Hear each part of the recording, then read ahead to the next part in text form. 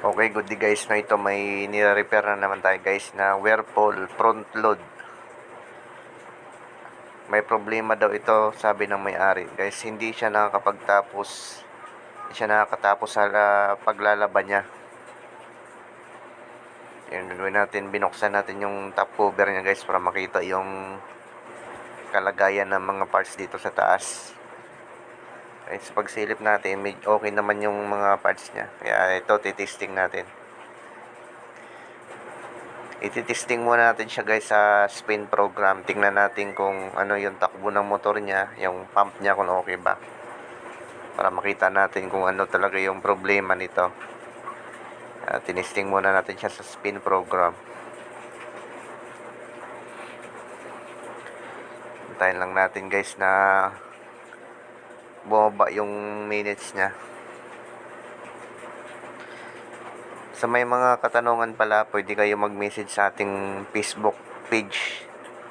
Yung pangalan po is Norcher Repair Shop. Pwede kayo mag-message doon sa mga katanungan or mga papagawa. Pwede kayo mag-message doon para sa mga quotation.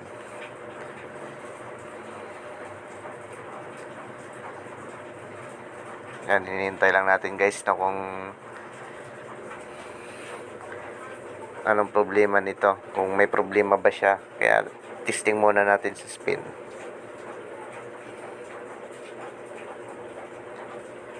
Sa hindi pa din pala nakaka-subscribe guys, mag-subscribe na kayo sa ating YouTube channel. Pindutin nyo lang yung notification bell para updated din kayo sa mga videos na ilalabas natin. Bumaba na siya ng 7 guys, umikot na yung drum niya. Okay naman siya sa spin. Nagtutuloy naman siya.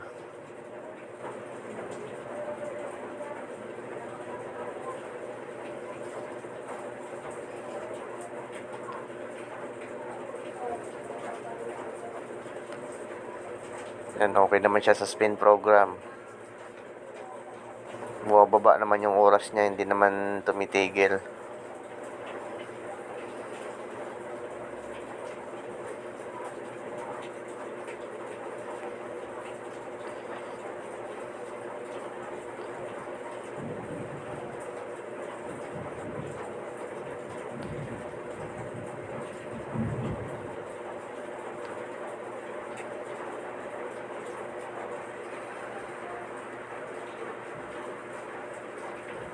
Yan, okay naman siya sa spin guys. Kaya ito, titesting natin siya ngayon sa wash.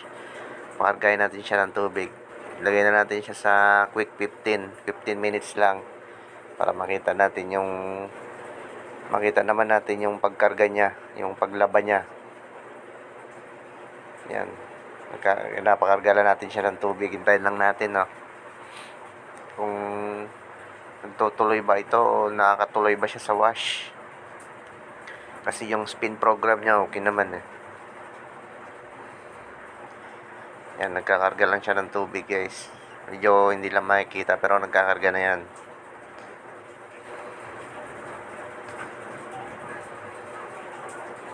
Yan o, nakikita, kakarga siya ng tubig.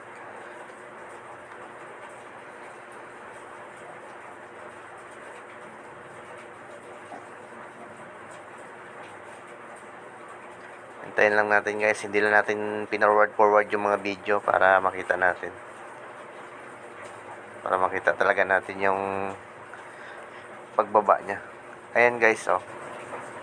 Nag-error siya guys ng E11. E11 yung nilalabas niya na error guys. Ang problema nito guys, pagdating niya pala ng maabot niya na yung level ng tubig niya, yung akmang magwawash na siya, nag-error pala siya ng E11. Kaya ito ginawa natin, dinrain lang natin yung tubig niya guys. Ilagay natin sa spin para ma-drain yung tubig niya, para ma-check natin yung pinaka water level sensor. Ito yung hose. Ito guys, dinukot na natin yung hose niya pailalim para makita natin kung may butas ba ito.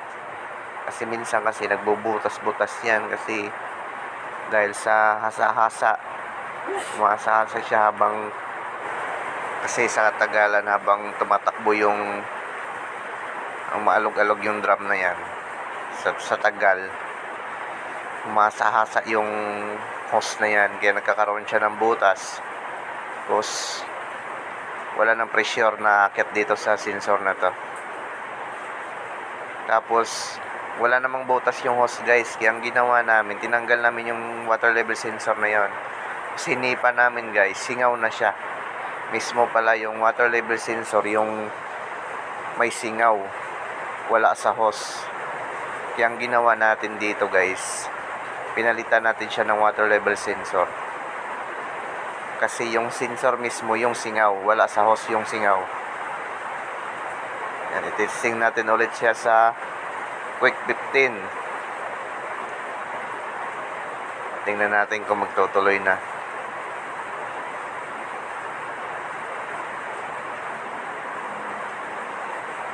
Hintayin lang natin siya. Kaya nag-error siya pala ng A11. Kasi singaw na yung sensor niya. Tuloy-tuloy lang yung karga ng tubig.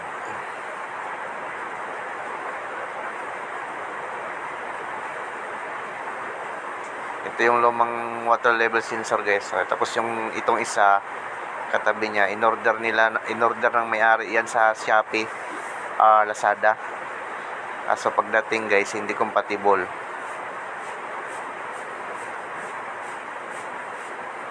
Nito, tinesting na natin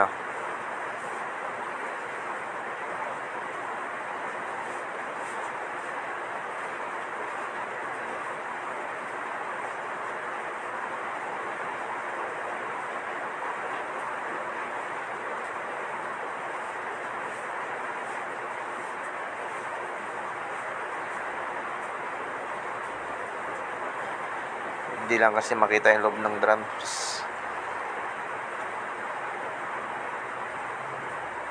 Pero nagwa-wash na siya.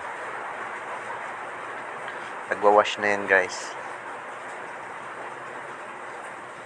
Yan lang talaga yung problema niya. Yan ito, nagwash na ito. Nagkuhan na nga siya. Dinrain niya na yung tubig kasi rinse time niya na. Yan lang talagang problema niya guys, yung water level sensor niya. Okay, maraming salamat sa panonood.